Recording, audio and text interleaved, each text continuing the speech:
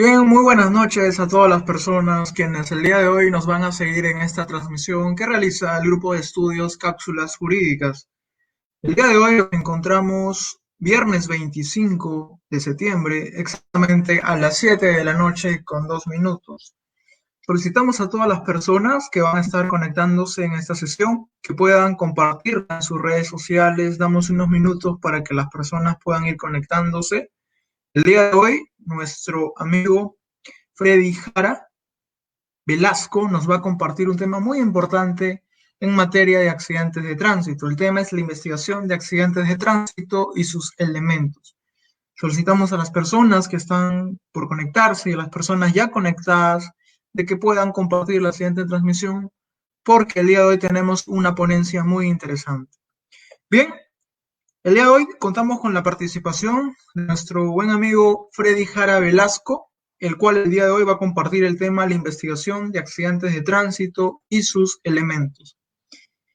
Nuestro amigo es profesional técnico en Administración y Ciencias Policiales, y también es suboficial de la primera de la Policía Nacional del Perú con 11 años de servicio institucional.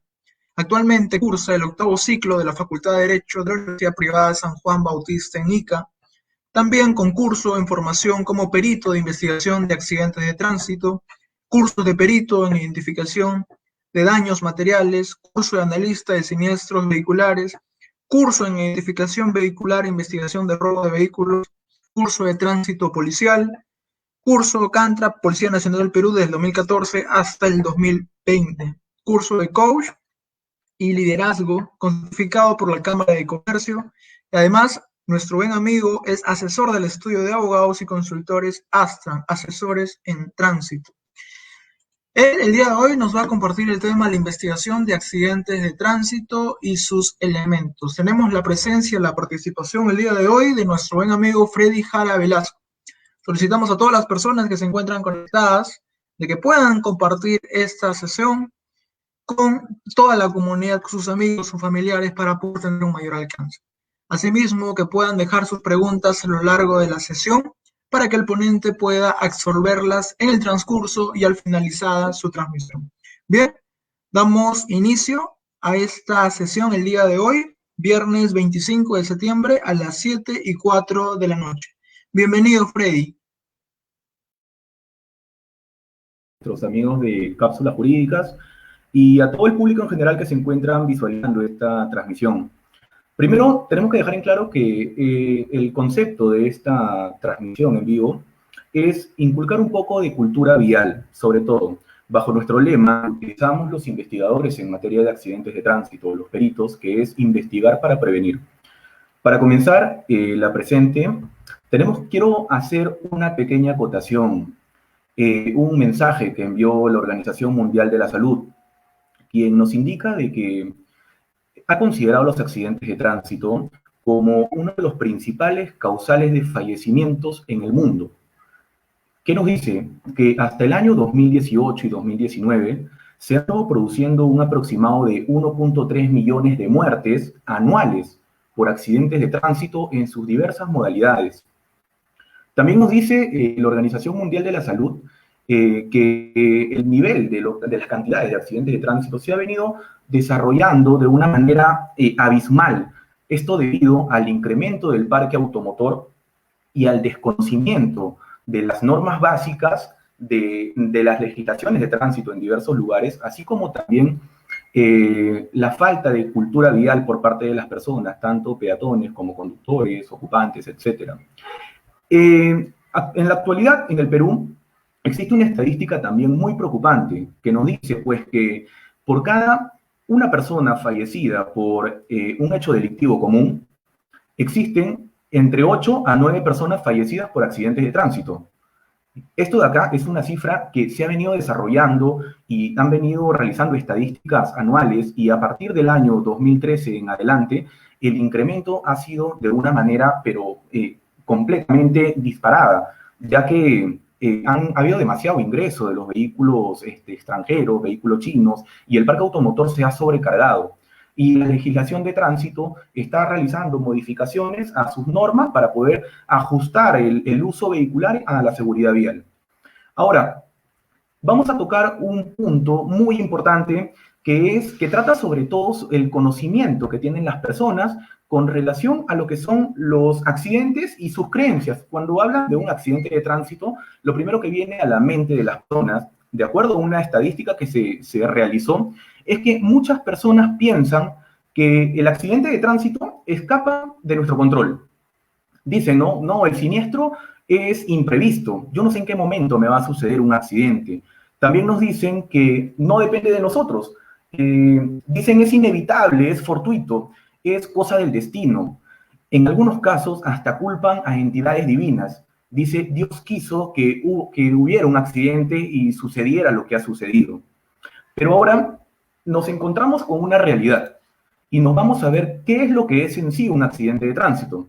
La conceptualización para un accidente de tránsito, primero entendamos que el accidente de tránsito, como lo dice la Organización Mundial de la Salud, es un problema para la salud. ¿Por qué? Porque causa lesiones, puede causar la muerte, y así como ello, puede causar muchos males posteriores al accidente. Ahora, también tenemos que entender que el accidente, en sí, el hecho de tránsito no es accidental. El hecho de tránsito es algo que pudo haber sido previsto. El hecho de tránsito puede ser controlable, es evitable y previene de una cadena de eventos. El hecho de tránsito previene de una cadena de eventos porque antes de que se materialice un hecho de tránsito, conllevan muchas acciones previas hasta el momento de la colisión. El accidente de tránsito es una consecuencia. Esto quiere decir que el hecho de tránsito es una consecuencia debido a elementos que se pueden haber presentado durante el transitar. Muchos de ellos pueden ser a veces el peatón distraído o el conductor distraído sobre su campo visual, y el accidente puede ser prevenido. El accidente es totalmente prevenido. Ahora, ¿qué quiere decir esto? De que con una correcta valoración de los riesgos, del peligro, así como también de un conocimiento y un correcto manejo defensivo, los accidentes no deberían producirse. Y para eso nos encontramos nosotros. A veces los especialistas en este tipo de temas realizamos el estudio de la gran mayoría de los accidentes que suceden para poder encontrar cuáles fueron las causas de ese accidente.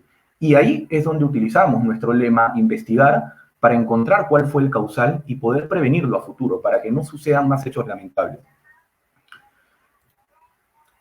A razón de la cantidad de accidentes de tránsito, la legislación peruana ha insertado normas que tratan de regular el comportamiento de los conductores, de los peatones, tratan de alguna manera de generar conductas prohibidas y conductas permitidas, que esto deje de suceder. Para ello, tenemos la Ley 27181, que es la Ley General de Tránsito y Transporte Terrestre, y su texto único ordenado, que es el Decreto Supremo 016, que fue promulgado en el año 2009. Y este Decreto Supremo, llamado Código de Tránsito, es el que contiene en sí todas las conductas permitidas y prohibidas sancionables a los conductores. Estas conductas son las que tienen que regir la seguridad vial. Ahora, en su artículo 2, tenemos la definición de lo que es el reglamento, de lo que es el accidente de tránsito para la legislación. Y nos indica, dice, el evento es el evento que causa daño a personas o cosas que se produce como consecuencia directa de la circulación de vehículos. Ahora bien, nuestra legislación nos indica de que el accidente de tránsito se produce a causa de la circulación de vehículos y que causa daños. Ya nos están haciendo la referencia de la circulación de vehículos. Vamos a entender por circulación de vehículos el desplazamiento de un punto a otro. En este caso, de vehículos. Pero tenemos que tener en cuenta algo, que los vehículos son diferentes tipos de vehículos. Hay diferentes calificaciones, categorías de vehículos. Pero entre los comunes tenemos los vehículos motorizados y los vehículos no motorizados. Dentro de los vehículos motorizados, nosotros tenemos que comprender que existen categorías y clases. Tenemos a los vehículos menores, los vehículos livianos y los vehículos pesados. Cuando nos referimos a vehículos menores, estamos hablando de vehículos de 2 ruedas, ¿ya? Que no sobrepasan 1 tonelada. Son vehículos de 2 ruedas a 3 ruedas que no sobrepasan 1 tonelada. Entre ellos tenemos a las motocicletas y a las mototaxis, de esa categoría vehicular. Tenemos a los vehículos livianos. En el caso de los vehículos livianos, es los vehículos que consideran vehículos de 4 ruedas y que no sobrepasan un peso establecido que ha promulgado el legislador también, que dice que no pueden pasar las 3.5 toneladas. Entre ellos a veces tenemos, ¿no?, a las minivan de 9 pasajeros, a los taxis, a los automóviles, a las camionetas pick-up. Esos son los vehículos que no tienen que sobrepasar las 3.5 toneladas. Pero cuando nos hablan de vehículos pesados, es lo contrario. Estamos hablando de vehículos que sobrepasan las 3.5 toneladas. Ya estamos hablando de vehículos de transporte público masivo, los de transporte interprovincial, vehículos que transportan carga, que transportan mercancía. Y en la calificación de vehículos no motorizados, ingresan los vehículos a tracción humana, a tracción sanguínea, los vehículos considerados a tracción sanguínea. Son vehículos que no pueden ser desplazados sin la fuerza del hombre, sin la fuerza también de un animal. En este caso tenemos a las bicicletas, tenemos los trineos, tenemos los triciclos. Este tipo de vehículos solamente desplazan bajo la impresión de fuerza por parte de su operador.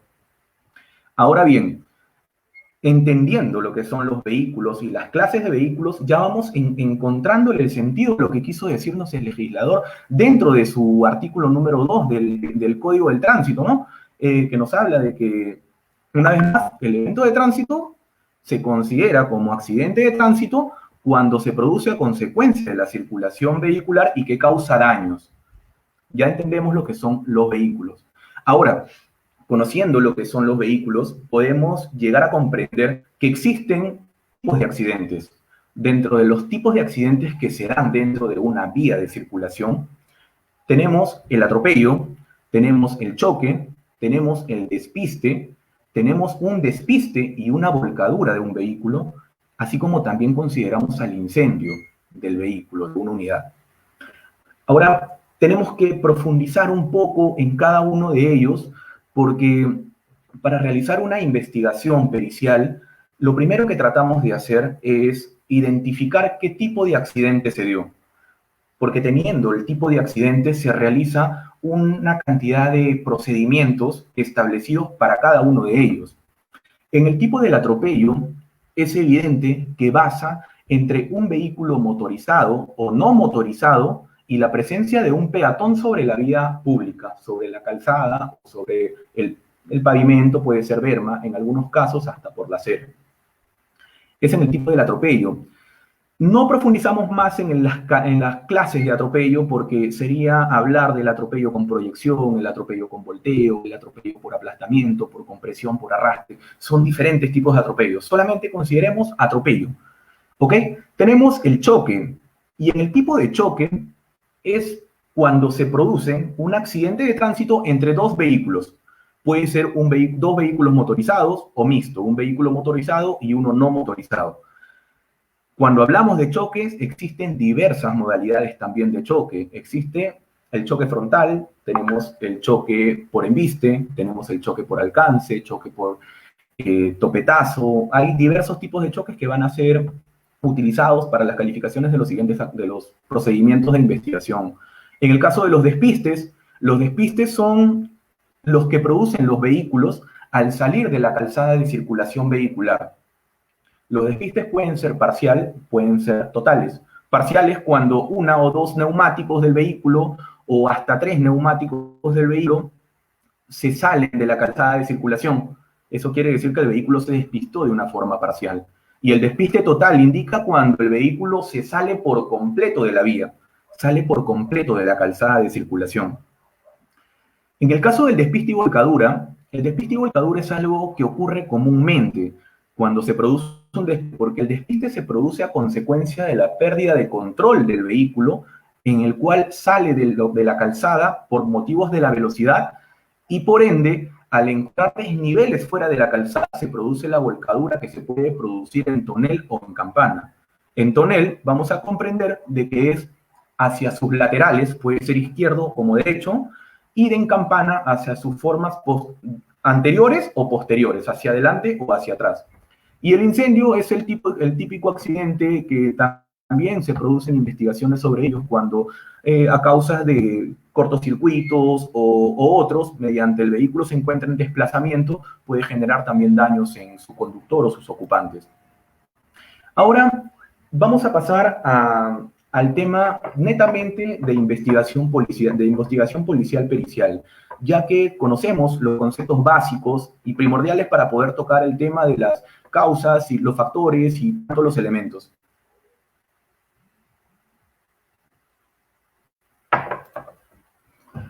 Tenemos que entender lo siguiente. Elementos en un accidente de tránsito es el principal y más importante punto que tenemos que considerar una vez que ya se tiene una identificación de las clases de accidente. Para ello, tenemos que conocer que existen 4 elementos. Tenemos el elemento vía, el elemento vehículo, el elemento medio ambiente y el elemento humano, el elemento hombre. Estos 4 elementos son los que conforman el tránsito y el transporte. Son los que se encuentran presentes en todo tipo de desplazamiento sobre una vía pública. Cuando hablamos del elemento vía, la vía trata de la calzada, trata del lugar por donde se desplazan los vehículos, las personas, los animales. ¿Y qué nos dice el elemento vía? Que la vía se encuentra reglamentada también, porque se encuentra establecida dentro de las legislaciones de tránsito. Nos indica que existe un lugar determinado para la circulación de vehículos, existe un lugar determinado para la circulación de personas, existen características específicas para cada tipo de vía, y todas ellas se encuentran reglamentadas. Trata netamente de la estructura vial y las señalizaciones que se pueden encontrar presentes en la vía. Ahora bien, tenemos curvas, hay contracurvas, hay pendientes, hay gradientes, hay todo tipo de factores dentro de una vía, de la fabricación de una vía. Existen las inclinaciones, las declinaciones, los peraltes positivos, peraltes negativos. Existen todo tipo de ellos que se encuentran configurados dentro de una vía. Vamos a tocarlo de una manera general. La vía, elemento vía, son las estructuras de la vía y señalizaciones. Pasamos a lo que viene a ser el elemento medio ambiente. El medio ambiente juega un factor muy vinculante con el elemento vía. El medio ambiente es el cual nos indica a nosotros los criterios que debemos llevar para poder realizar una valoración del peligro dentro de nuestro transitar por la vía de desplazamiento, la cual se puede encontrar señalizada o no señalizada. El elemento ambiente se hace presente sobre todo cuando se encuentra de noche, cuando se encuentra un día lluvioso, cuando se encuentra con una neblina espesa, o cuando se encuentra como uno de los principales eventos que suceden en la ciudad donde nosotros radicamos, o de donde radica mi persona, en la ciudad de Ica, los vientos con arena, los vientos paracas, que se les considera por estos lugares. Estos vientos no permiten la visibilidad. Quiere decir de que el clima no ha sido favorable para el desplazamiento de un vehículo por la vía. Ahora bien, teniendo el elemento vía y el elemento ambiente, vamos a poder entrar a lo que es el elemento vehículo. Y el elemento vehículo va direccionado específicamente a los vehículos motorizados y a los vehículos no motorizados. El elemento vehículo lo que busca es sobre todo, se concentra en la operatividad del vehículo. ¿Qué tan operativo pudo estar ese vehículo? Porque muchas veces escuchamos, tuve un accidente por una falla mecánica, pero para ello se realiza un estudio del elemento vehículo, un estudio detallado del elemento vehículo. Comúnmente, las personas cuando incurren en accidentes de tránsito, lo que dicen es, se me vaciaron los frenos. Se realiza un estudio del vehículo y nos damos con la sorpresa de que el vehículo, en otras palabras, habla, y encontramos que su sistema de freno se encuentra operativo. Los líquidos se encuentran en su llenado total. Las pastillas del freno se encuentran en buen estado de conservación, los discos de igual manera. Entonces, esta evidencia es contradictoria a las versiones narradas por su conductor. Por ende, la investigación ya se va direccionando hacia un lado.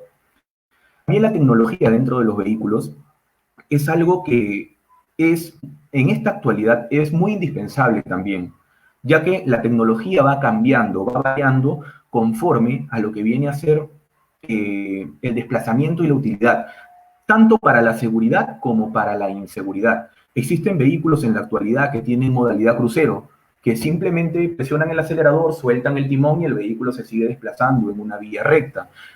Pero esa modalidad que incluye el vehículo incurre en una falta al reglamento de tránsito, el cual indica que no puedes despegar las manos del vehículo, del timón del vehículo.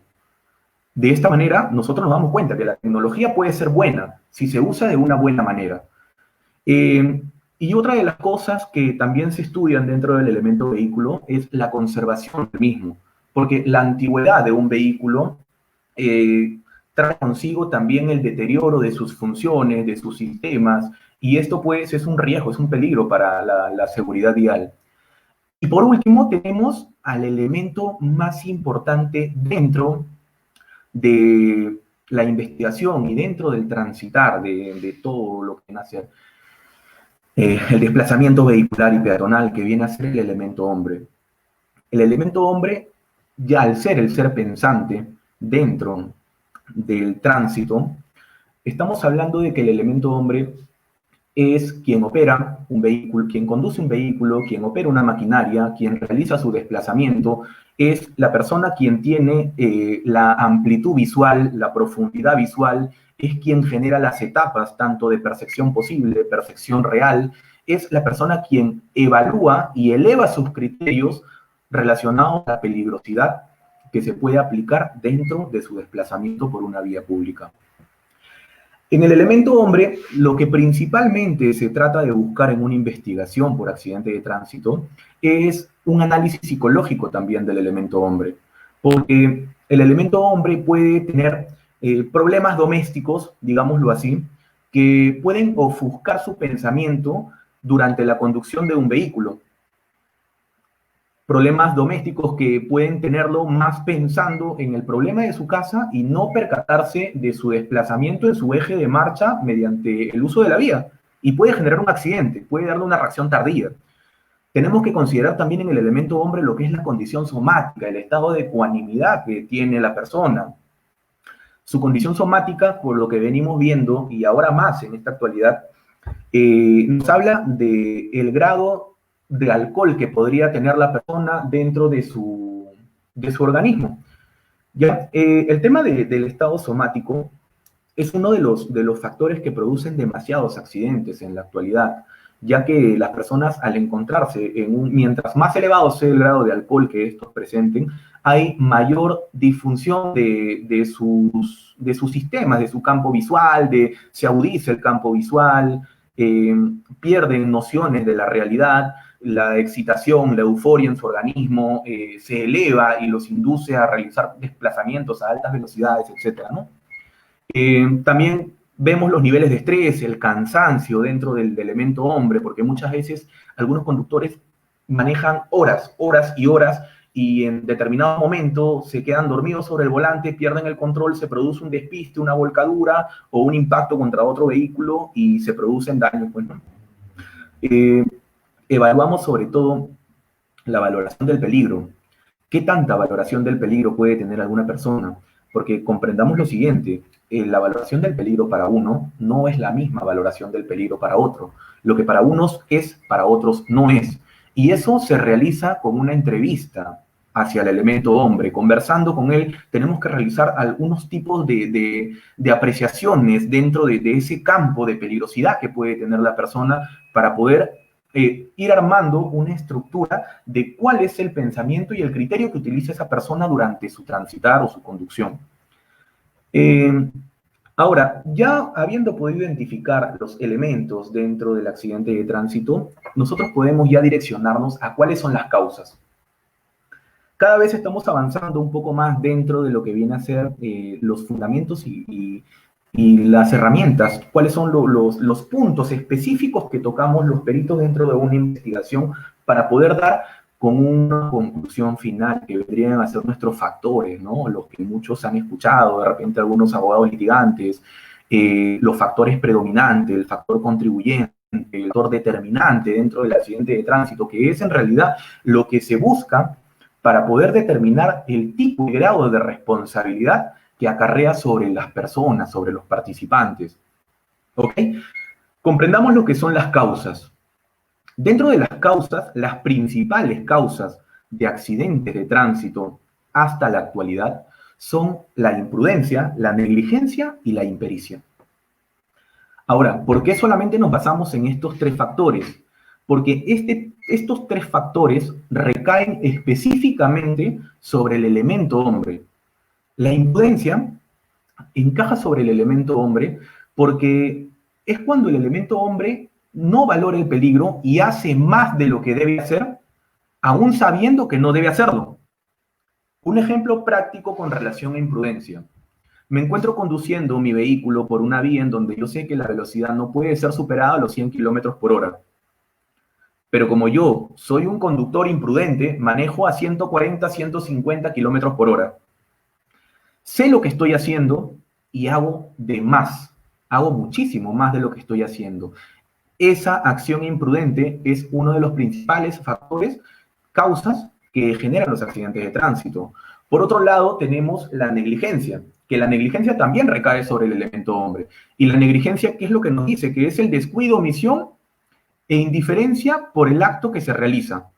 ¿Qué quiere decir con esto? Es dejar de hacer. Dejo de hacer algo que tengo que hacer. Un ejemplo práctico en el caso de negligencia en un accidente de tránsito es el peatón que antes de cruzar la calzada se encuentra ingresando con su celular, chateando, y no observa los vehículos que se encuentran desplazándose por el lugar y hace su ingreso a la calzada y origina un accidente de tránsito. Es un negligente aquel peatón que realiza ese tipo de acción. Y cuando hablamos de la impericia es una causa relacionada directamente con el conductor u operador de una maquinaria, el conductor de un vehículo o el operador, ya que la impericia trata de la habilidad que tiene o el conocimiento que tiene el operador o conductor para realizar las acciones debidas dentro de su vehículo. Ejemplo sobre lo siguiente. Existen dos tipos primero, la impericia absoluta y la impericia relativa. Como impericia relativa, tenemos al conductor que conoce el vehículo, que ha realizado en algún momento un conocimiento del vehículo, pero que no se encuentra habilitado para la conducción, que no ha aprobado exámenes, que no se encuentra certificado para poder realizar la operación o la conducción de su vehículo. Dentro de ello tenemos a los conductores que se encuentran circulando con su vehículo y que no cuentan con una licencia de conducir. Estamos hablando de que estos conductores tienen un conocimiento remoto, se podría decir, de cómo es la conducción, porque lo han hecho en algún momento, pero no se encuentran habilitados porque desconocen lo que son las normas de tránsito, al no haber aprobado un examen de ello. Desconocen lo que es el manejo preventivo, el manejo defensivo, y simplemente lo hacen por inercia. Muchos de ellos no conocen bien las operaciones del vehículo, porque hay un conjunto de factores que debes tener tú mismo para que puedas realizar la conducción o operación de un vehículo. Y la impericia relativa, la impericia absoluta, es la impericia que aplica sobre el conductor que desconoce totalmente lo que tiene que hacer con su unidad. Pero muchos de ellos lo hacen, suben al vehículo y no saben ni realizar los cambios, no saben ni dónde están los frenos, pero ocasionaron un accidente. Por travesura, en algunos casos se producen menores de edad por travesura o por rebeldía, toman el vehículo de sus padres, lo encienden, de alguna manera son vehículos automáticos, aceleran y el vehículo se les fue y se produjo el accidente de tránsito. Son las tres principales causas de accidentes de tránsito. Ahora, vamos a tocar el punto de los factores. Ya nos encontramos ingresando a lo que son la determinación de las responsabilidades, como algunos los conocemos. En el caso de los factores, existen tres tipos de factores. Como se mencionó hace un momento, tenemos el factor determinante, el factor predominante y el factor contribuyente. A lo largo de una investigación por accidente de tránsito, la Policía Nacional cuenta con lineamientos que se encuentran muy relacionados también con lo establecido en el Decreto Supremo 016, en el Código de Tránsito. Vamos a explicarlo de esta manera. Los conductores que incurren en accidentes de tránsito de cualquiera de sus modalidades se encuentran en la obligación de permanecer en el lugar y dar cuenta a las autoridades para que la policía pueda tomar competencia dentro de dicho accidente. ¿Por qué? Porque el efectivo policial de las comisarías, en cada dependencia policial existe un departamento de tránsito, el cual se encuentra a cargo de personal capacitado dentro de investigación de accidentes de tránsito, y ellos son los que tienen que constituirse al lugar de los hechos en primera instancia, al tratarse de lesiones leves o daños materiales nada más, para poder hacer plasmar evidencias que pueden haber sido encontrados en el lugar, así como también hacer una descripción de la vía en donde se produjeron los hechos. Y es una responsabilidad de los conductores dar las facultades del caso a los miembros de la policía para que estos puedan realizar una investigación idónea. En el caso, cuando tratan de lesiones graves o muertes, los procedimientos y protocolos de investigación y de intervención cambian, son distintos, porque ya estaríamos bajo la materialización de delitos, de conductas delictuosas, como son puede ser el homicidio culposo, pueden ser las lesiones graves. Se desligan muchos tipos de responsabilidades. En algunos casos, cuando hablamos de accidentes de tránsito con conductores etílicos, estamos hablando del delito de peligro común. Y para ello, la policía realiza la detención del o los conductores que se puedan encontrar en el lugar, hasta poder hacer una determinación de sobre quién recaerían las responsabilidades del caso. Para esto encaja el trabajo de nosotros, de los peritos, los cuales nosotros nos desplazamos hacia el lugar de los hechos para poder plasmar los 4 elementos que se comentaron hace un momento: el elemento vía, el elemento ambiente, el vehículo y el hombre.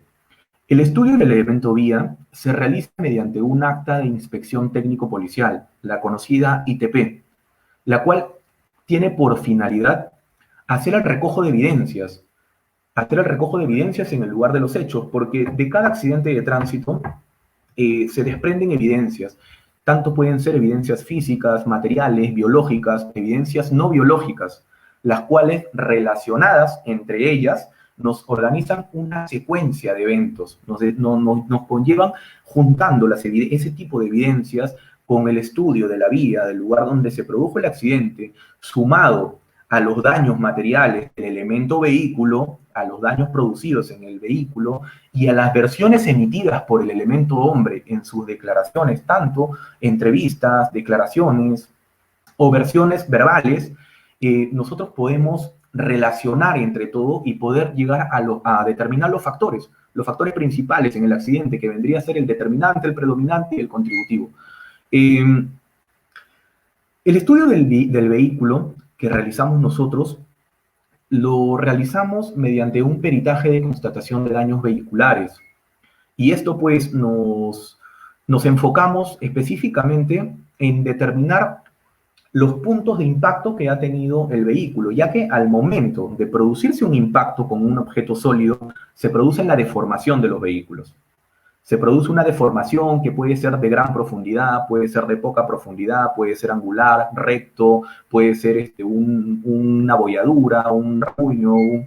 En el caso de atropellos, muchas veces los atropellos se producen el volteo del peatón sobre el parabrisas y queda la silueta del peatón en el parabrisas plasmado y hundido, y esto nos indica un aproximado de la velocidad a la cual se pudo haber desplazado un conductor. En el lugar de los hechos también encontramos huellas de frenada. Muchas veces encontramos huellas de frenada, y las huellas de frenada normalmente son fundamentales dentro de una investigación en un accidente, porque ella, sometida a fórmulas de velocidad y movimiento rectilíneo, son fórmulas físicas que utilizamos, nosotros podemos determinar la posible velocidad de desplazamiento a la cual se desplazaba el vehículo momentos previos al evento. Tenemos que tener primero en consideración, para poder tocar el punto de las huellas de frenada, que existen etapas. Dentro del accidente de tránsito, el elemento hombre incurre en etapas. Uno es la etapa de percepción visual. Dentro de esa etapa de percepción visual, tenemos la percepción posible, que esto nos dice, la percepción posible dentro del elemento hombre es cuando el hombre, durante su conducción o su desplazamiento, debió haber visto el objeto con el que tuvo el accidente. Si yo soy un conductor que me encuentro desplazando mi unidad en un sentido recto, y la vía es una vía completamente recta que no tiene ningún obstáculo que pueda restringir mi visión, y impacto con otro vehículo que venía en sentido contrario al mío. Muchas veces los conductores dicen, no vi al otro vehículo sino hasta el momento del impacto. Pero nosotros como peritos también evaluamos el sentido común de la persona, ¿no? Ellos dicen, no lo vi. Y nosotros al momento de realizar nuestra llegada al lugar de los hechos, nos percatamos de que la vía es una vía completamente recta sin ningún tipo de restricción visual. Y decimos, ¿cómo puede ser posible de que él, si tiene un campo visual enfocado hacia su frente, no pudo ver al vehículo que circula en sentido contrario al suyo si la vía no presenta ningún tipo de restricción? Se crean las hipótesis. Posible cansancio del conductor que se pudo haber quedado dormido, lo cual hizo de que no vea hacia su frente, posible distracción del conductor, o probablemente el conductor se encuentra mintiendo para poder defender algún tipo de conducta inapropiada de su persona. Pero ahora, esa versión que puede dar el conductor que dice, no vi el vehículo, muchas veces se contradice con las evidencias halladas en el lugar. Si él dice, no vi el vehículo, solamente sentí el impacto, y cuando nosotros llegamos al lugar de los hechos encontramos que en su sentido de circulación se encuentran huellas de frenada de su vehículo de él. ¿Qué quiere decir? De que el conductor está mintiendo dentro de su versión, porque las huellas de frenada pertenecen y guardan una relación directa con su desplazamiento de él y con las bandas de rodamiento de su neumático. Esto quiere decir de que esas huellas de frenada pertenecían a él. Y entonces, ¿cómo se podría explicar que él no vio el vehículo si realizó una frenada previa antes del impacto? Y esa frenada probablemente tiene 5, 10, 15, 20 metros. Es contradictorio y de esa manera nosotros vamos realizando descartes. Vamos realizando descartes de lo que pueden ser verdad, una valoración, una no valoración de las versiones emitidas por los conductores. Posterior al momento, ese es el momento de la percepción visual posible, cuando es el punto en que se debió haber tenido una percepción el uno del otro. Y el momento de percepción real es al momento en que el accidente de tránsito es inminente. Es cuando tú ya lo tienes enfrente y tú ya sabes que el accidente se va a producir sí o sí. En ese momento es cuando se despiertan los mecanismos de reacción del conductor. Su sistema de defensa del mismo conductor lo indican, lo inclinan a realizar acciones. Dentro de esas acciones, pues, se encuentran el frenado inminente, el tratar de girar el timón hacia un lado para evitar el impacto, en algunos casos, sostenerse fuertemente del vehículo. Y todo ello es considerado para el elemento hombre dentro de sus versiones. Y son cosas que nosotros analizamos al momento de hacer el estudio de la ITP, porque esas evidencias nos hablan y esas evidencias son las que fundamentan cuáles son las conclusiones a las cuales nosotros vamos a llegar. Muchos conductores también nos dicen, pues, ¿no? La culpa es de la vía, no se encuentra señalizada. Pero ojo, nos vamos nuevamente a los elementos. Dicen, la culpa es de la vía porque no se encuentra señalizada. Perfecto. Pero ante una vía que no se encuentra señalizada, ¿cuál debe ser la conducta que debe aplicar el ser pensante? Si yo me encuentro desplazándome por una vía que no está señalizada, que no la conozco, mis niveles de precaución tienen que elevarse. Al no encontrar una correcta señalización, mis niveles de seguridad tienen que ser multiplicados por 1000. ¿Por qué? Porque no sé qué es lo que puede haber más adelante. No sé si existe una curva cerrada, no sé si se acabó el asfalto, no sé cuánto es la velocidad de repente establecida para ese lugar porque no se encuentra regulada, no sé si me encuentro próximo a un semáforo o si me encuentro próximo a un colegio o a un centro comercial, y todo va cambiando. No sé si es un solo sentido o es doble sentido. Así que también se considera mucho las excusas que puede tener el elemento hombre. Otra de las cosas comunes que se da dentro del elemento hombre son en la etapa de percepción real, al momento del impacto, son las acciones que éste tuvo. Muchos de ellos reducen su etapa de percepción real debido a la velocidad de desplazamiento, porque a mayor velocidad de desplazamiento existe mayor acercamiento entre unidades, y a mayor acercamiento entre unidades disminuye el tiempo que tienen estos para poder realizar acciones. Bueno, hasta aquí ya vamos entendiendo el tema de los factores y más o menos cuáles son las cosas que se buscan para poder encontrar una responsabilidad en ello. Ahora, entramos a lo que son los factores predominante, determinante y contributivo, que es una de las cosas que más les importa a nuestros amigos que se encuentran litigando y a nuestros futuros colegas dentro de la carrera del derecho. El factor determinante. El factor determinante es el factor que acusa la responsabilidad directa hacia una de las partes. Un factor determinante es el factor general, es el factor que sí o sí tuvo la culpa dentro del accidente de tránsito. Ese factor determinante, ¿en dónde se encuentra? Hemos visto muchas veces en televisión que un grupo de personas se encuentra en un paradero esperando su vehículo y un vehículo salió de la nada y ¡plum! Y atropelló a todos. El factor determinante dentro de ellos va a recaer directamente sobre la pérdida de control de la unidad motorizada del conductor del vehículo, porque los peatones se encontraron parados en su lugar determinado para los peatones, esperando a una unidad para que puedan abordar. Y el otro vehículo los atropelló, los arrolló y produjo daños y lesiones.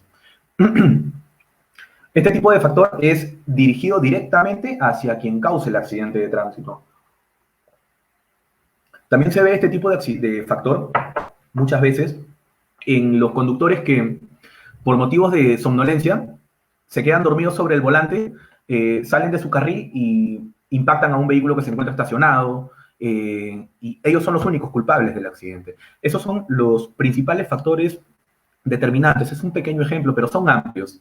En el tema de un factor predominante, ya entramos al factor predominante. Este factor es cuando existe una disputa entre los dos factores, entre los dos conductores, hablando de un accidente de tránsito choque o en un atropello entre los dos participantes. Quiere decir, ¿no?, de que ambos cometieron irregularidades a la seguridad vial, pero uno lo produjo en mayor cantidad que el otro, o en mayor intensidad que el otro, o el error que produjo uno fue superior al del otro. ¿Qué quiere decir? Yo, conductor, me encuentro desplazándome de una manera cotidiana por mi carril de circulación, obviamente carril derecho, en una vía de doble sentido, cuando de la nada el vehículo que se encuentra circulando en sentido contrario al mío intenta sobrepasar a un vehículo que está delante de él y se mete en mi carril de circulación. Yo lo veo a una distancia aproximada de 200 metros y simplemente no valoré su peligro y seguí manejando directo. Seguí manejando directo. El otro vehículo, al ver que yo me estoy aproximando, intenta ganar nuevamente para retomar su carril, pero el espacio fue corto y se produce el accidente de tránsito. Choque frontal. En este tipo de casos es discutible, muy discutible es la responsabilidad que puede recaer sobre los conductores, porque si bien es cierto, de repente la vía permite que se pueda realizar ese tipo de acción de sobrepaso. Obviamente que la responsabilidad va a recaer sobre quien realizó la acción de sobrepasar sin valorar la proximidad de los vehículos. Porque antes de realizar una acción de sobrepaso tenemos que tener en cuenta de que se tiene que evaluar la distancia, se tiene que evaluar el momento, se tiene que evaluar la vía que te pueda permitir un correcto desplazamiento. De repente el conductor no evaluó esa distancia y realizó su acción de sobrepaso. Pero el otro conductor, el que manejaba en línea recta, tuvo la oportunidad de poder haber evitado el impacto. Y la posibilidad que tuvo fue simplemente de reducir su velocidad y salir de la vía. Salir de la vía, buscar un espacio en la berma en donde pueda otorgar que el pase del otro sea directo o aminorizar los daños producidos. De esta forma nosotros vemos de que hay dos tipos de responsabilidad, pero ya estamos encontrando quién tuvo la responsabilidad mayor. Otro ejemplo de un factor predominante es sobre el conductor que se encuentra desplazándose a una velocidad correcta dentro de lo permitido y detrás de él se encuentran más vehículos. Yo me encuentro desplazándome a una velocidad normal cuando de pronto yo veo que un niño se cruza por el carril, se va a cruzar, está ingresando a la calzada y lo primero que hago es frenar de una manera inminente para evitar atropellar al niño. Y el vehículo que se encuentra detrás mío impacta violentamente contra mi vehículo en la modalidad de alcance. Este tipo de impacto recaería una responsabilidad sobre el vehículo que se encuentra circulando en la parte posterior a mí, el que me ha impactado. ¿Por qué? Su responsabilidad predominante recaería sobre él. ¿Por qué? Porque yo realicé mi reducción de velocidad a fin de evitar un mal mayor. Y el que se encontraba detrás mío, él debió prever una distancia reglamentaria o una distancia en la cual él pueda reducir su velocidad y evitar un impacto, pero no lo hizo. ¿Por qué? Porque su distancia fue corta o porque su velocidad fue mucha. En este caso, la responsabilidad recaería de un factor predominante sobre el vehículo que se encontraba circulando en la parte posterior. Y la parte contribuyente de un factor recaería sobre quien tuvo participación dentro del accidente y de alguna manera contribuyó para que éste se produzca. Tomando el ejemplo de la circulación y que el niño ingresa a la calzada, ahí el factor contribuyente recaería sobre el conductor mi persona, el conductor que realizó el frenado para evitar el impacto con el niño. ¿Por qué? Porque yo durante mi conducción tengo un campo visual amplio y tengo un campo visual profundo. Yo me encuentro conduciendo mi vehículo y pude prever que se aproximaba un niño por mi derecha. Obviamente, no tengo la claridad de que va a ingresar o no a mi calzada de una manera rápida, una manera lenta. No tengo esa claridad. Pero al tener visión sobre él, yo tengo que realizar acciones previas. Parte de mis acciones previas, ¿cuáles pueden ser? Prender mis luces de emergencia o ya realizar una reducción gradual de mi velocidad, cosa que doy aviso a los demás vehículos que se encuentran en la parte posterior de que algo está sucediendo dentro de ello, ¿ya? Y bueno, pues de esta manera se hubieran también evitado accidentes, pero obviamente de que nunca es considerado, a veces nunca se sabe con una exactitud qué tan rauda fue la aparición o qué tan intempestiva pudo haber sido el hecho que haga reactivar en mí mis acciones evasivas. Hasta aquí vamos comprendiendo un poco de lo que son los factores predominantes, los factores contribuyentes. Ahora, ya tenemos claro los que son factores, pero tenemos que considerar algo. Dentro de factores predominantes, los factores predominantes normalmente recaen sobre dos elementos. Primer elemento, elemento hombre.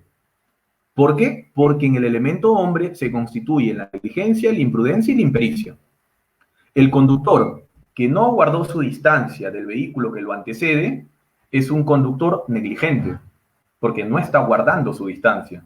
Y el conductor que venía desplazándose a mucha velocidad por una vía es un conductor imprudente.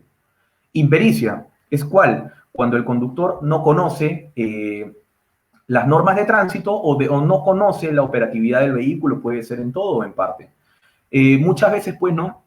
Las principales causas de accidentes, de acuerdo a las estadísticas realizadas en materia de investigación, se producen por la velocidad, porque la velocidad es la que disminuye los tiempos de reacción y de operación de las unidades.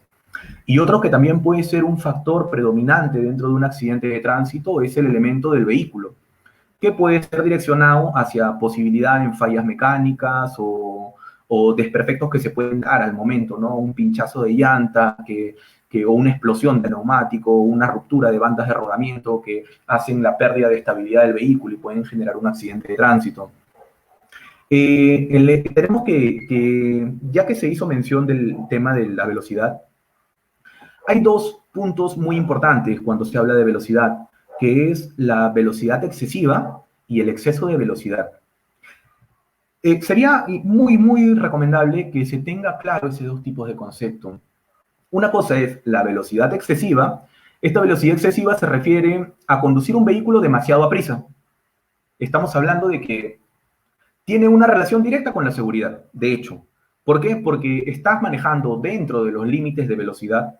Vamos a poner que en una vía la velocidad es de 60 kilómetros por hora, pero en ese momento ves una aglomeración grande de personas por el lugar.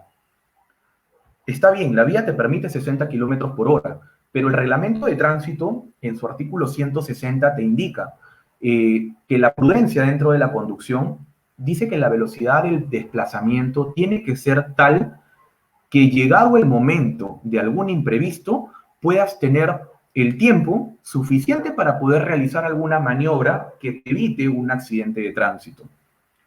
En este caso, si se ve una aglomeración de personas en la vía, no se puede transitar a 60 kilómetros por hora, por más de que la vía lo permita, porque eso sería incompatible con la seguridad.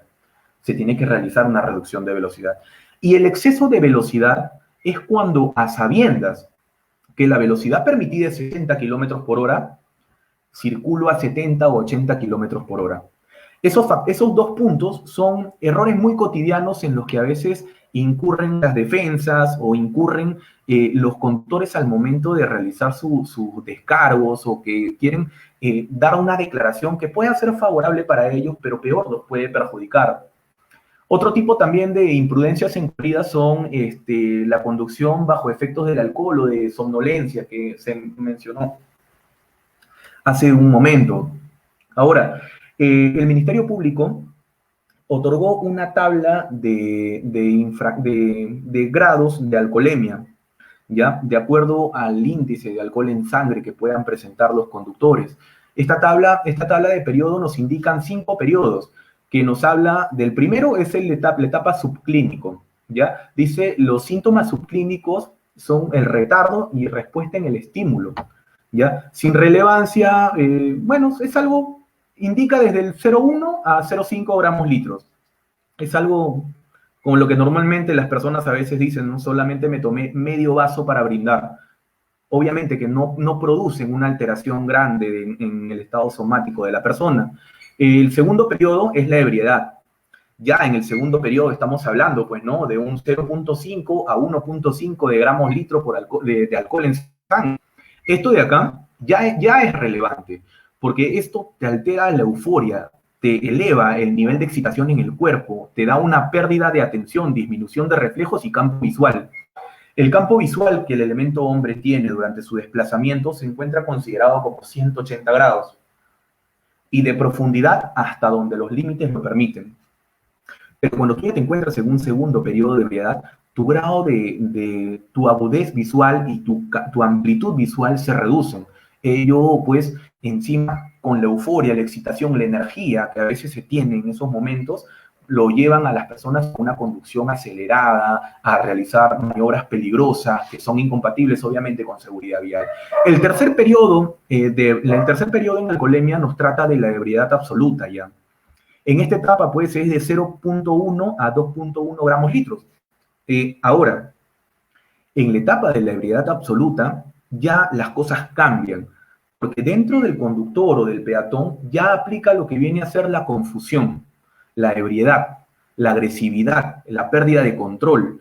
Ya son las personas que no pueden pararse bien, que no pueden caminar bien, las personas que ya están hablando, divariando, están realizando acciones obscenas, incluso algunos se ponen agresivos.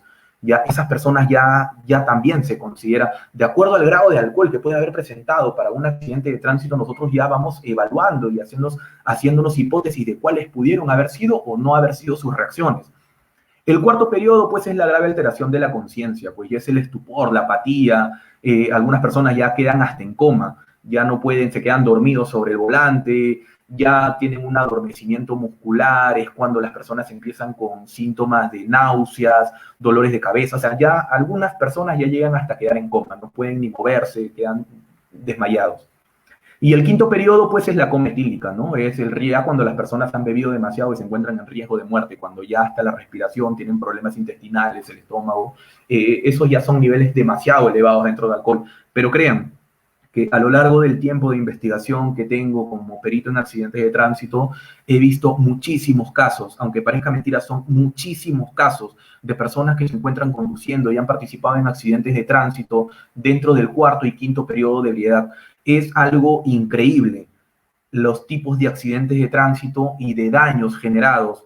Un ebrio puede realizar una conducción tan peligrosa que a consecuencia del hecho de tránsito puede generar la pérdida de 4, 5, 6 vidas y se ven a diario en accidentes de tránsito.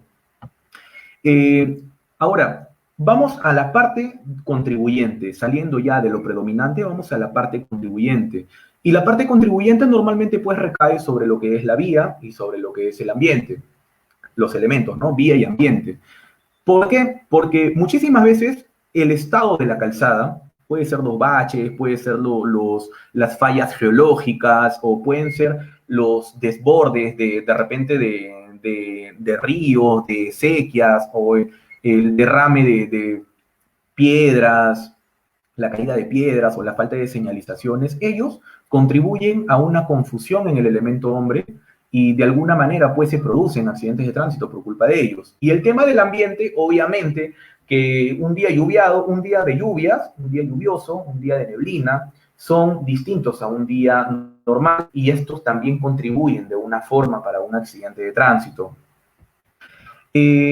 Hasta aquí se ha tocado lo que son los puntos que utilizamos los peritos en investigación para poder concluir una investigación. Se realiza un análisis integral en el cual se detalla la secuencia de los hechos establecidas para cada tipo de accidente, utilizando el estudio de los elementos que se mencionaron al inicio, el hombre, el vehículo, la vía y el ambiente.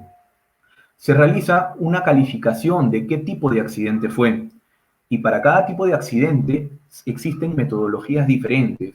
Como se mencionó, es el estudio de las evidencias del lugar de los hechos, el estudio de la vía y las configuraciones de la vía, de las señalizaciones que se pueden dar en el lugar, así como también pues el estudio de netamente lo que viene a ser el vehículo en sí. Se hace el estudio del vehículo, los daños materiales del vehículo, los desperfectos mecánicos que puede presentar también el vehículo. De esta manera ya estamos llegando al punto final dentro de una investigación en accidentes de tránsito que trataría pues de la identificación de las infracciones que se han podido detectar a lo largo de la formulación de la secuencia de hechos, ¿no? Y dentro de ellos son las infracciones que se cometen, pueden ser el exceso de velocidad, una conducción peligrosa, una inobservancia a las normas de tránsito, y todo ello, en el caso de una investigación como peritos policiales, nosotros lo otorgamos al Ministerio Público para que ellos puedan tomar las acciones respectivas sobre quien recae la responsabilidad y los presuntos delitos cometidos. Todo ello, como procedimiento investigador y un procedimiento legal, culminan pues en etapas fiscales o en etapas judiciales con una posible sentencia de quien pueda haber cometido un hecho doloso, un hecho culposo, perdón.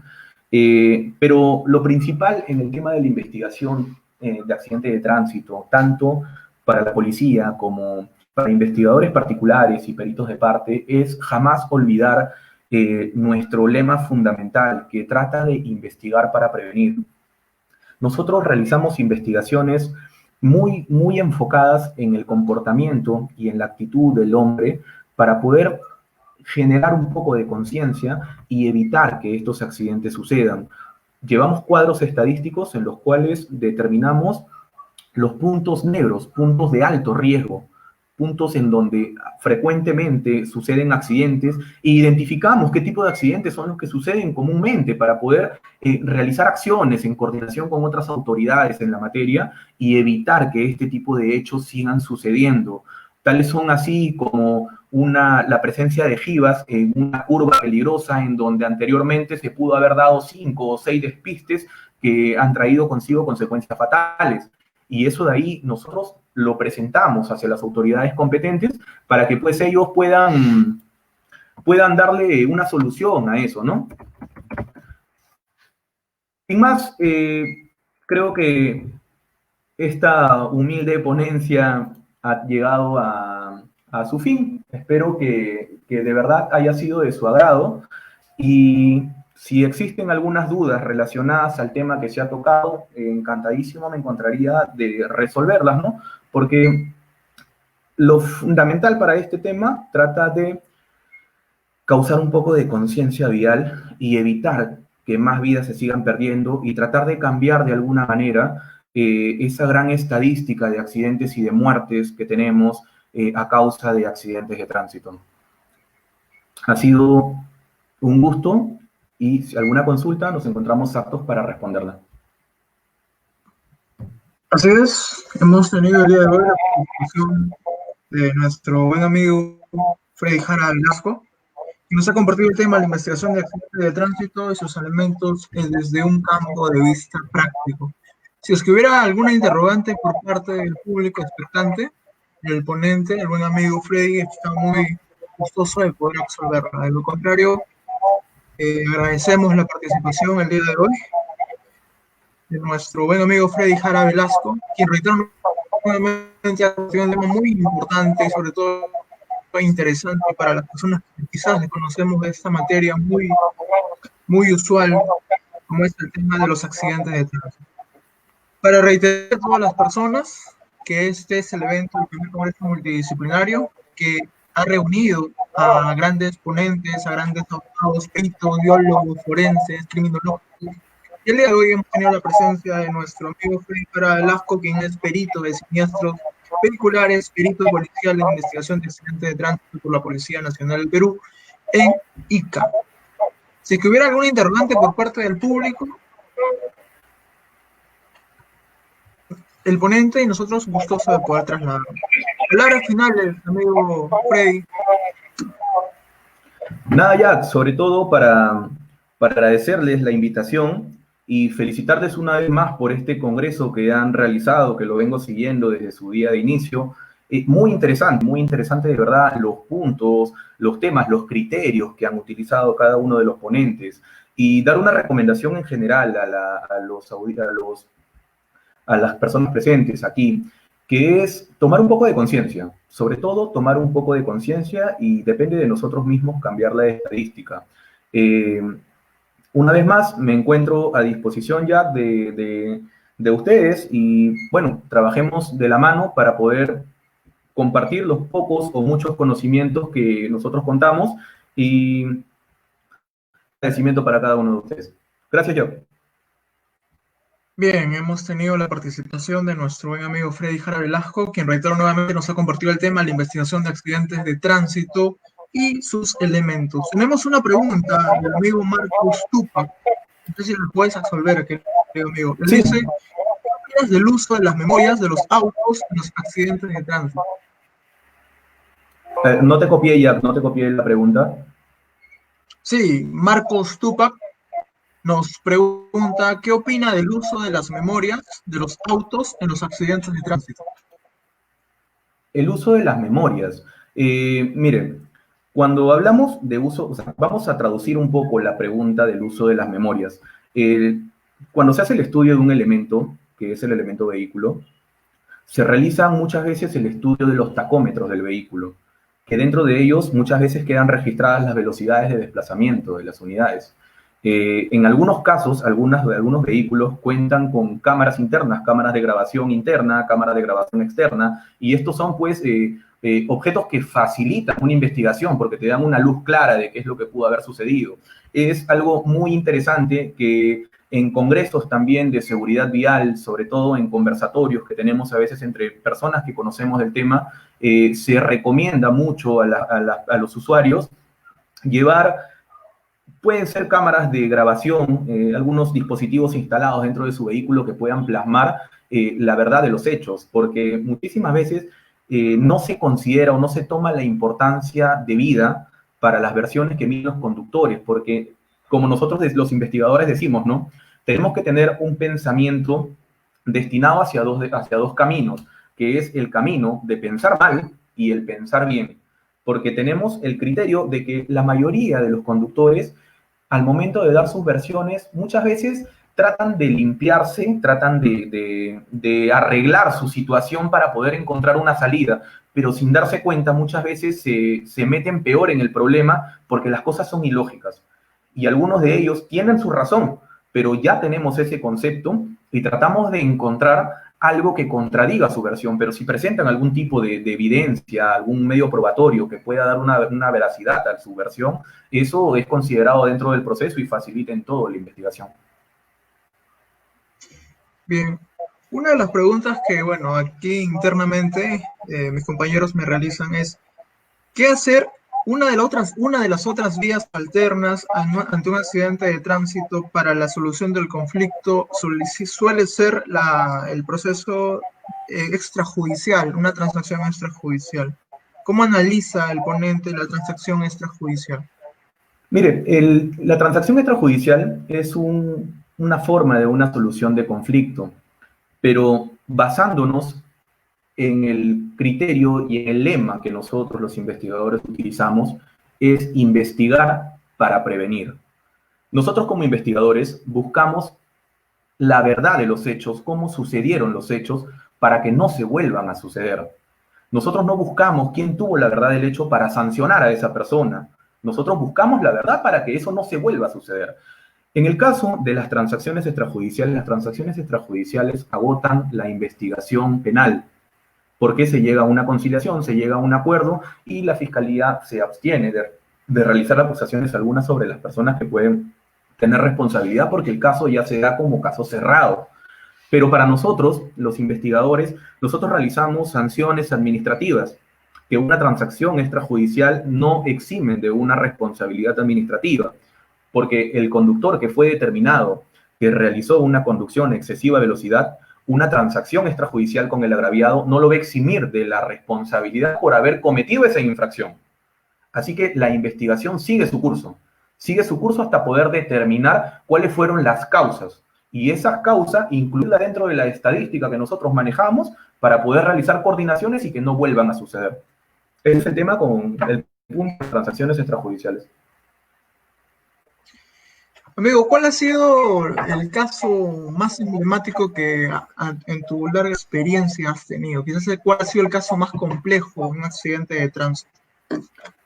Mira, nosotros realizamos, hay casos en los cuales hemos participado directo como efectivo policial, como perito de la policía. Se ven todo tipo, las lesiones, los daños, la gravedad de los casos. Hemos tomado casos en los que hay cantidades de muertos, de 12, 13, 15 fallecidos en un accidente de tránsito. Lamentablemente, tomar un poquito de conciencia, ¿no? Un accidente se produjo, ¿por qué motivo? Un conductor estuvo conduciendo a mucha velocidad por la Panamericana, cuando ve que delante de él, en una época de neblina, donde, bueno, por la ciudad de Nazca, hay una parte donde es muy, muy espesa la neblina, el conductor estaba desplazándose a una velocidad aproximada, lo vimos en tacómetro, de 170 kilómetros por hora, pero la neblina era demasiado espesa. ¿Qué es lo que produjo? De que no tenga una visión profunda, no tuvo un campo visual profundo. Y este conductor, cuando se da cuenta de que delante de él había un camión que estaba desplazándose con una velocidad lenta, muy lenta, como lo requería la transitabilidad en el momento. El conductor lo que hizo fue simplemente, al ver que el impacto era inminente, su reacción ante el peligro fue abrir su puerta y arrojarse del vehículo. Y el vehículo impactó de lleno en la modalidad de alcance contra el camión. Producto de ese accidente, fallecieron 7 personas. Ahí nosotros podemos darnos cuenta sobre el criterio que tuvo el elemento hombre. Ahí nosotros realizamos un estudio del hombre, del vehículo, porque no encontramos huellas de frenada, no encontramos nada. Y solo lo único que tuvimos fue el conductor que impactó, que se encontraba, que él mismo dijo que se había aventado del vehículo, sin importarle la vida de las demás personas. A causa de su imprudencia, lo que produjo fue el deceso de 7, 8 personas, si más no tengo recuerdo.